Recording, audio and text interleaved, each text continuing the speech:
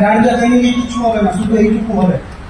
এই যে মেয়েটা এর যে বান্ধবী আছে, গ্যারান্টি দিয়ে বলছি, ক্যামেরা লাগাও, এখন বসে রিল দেখতে থাকবে, না হোয়াটসঅ্যাপে চাকরি সেটিং করছে, না কোনো পার্কে ঘুরছে, আর এ বসে বসে নিজের স্কুটি কিনবে তার স্বপ্ন দেখছে। বাস এইটুকু হয়ে যাবে।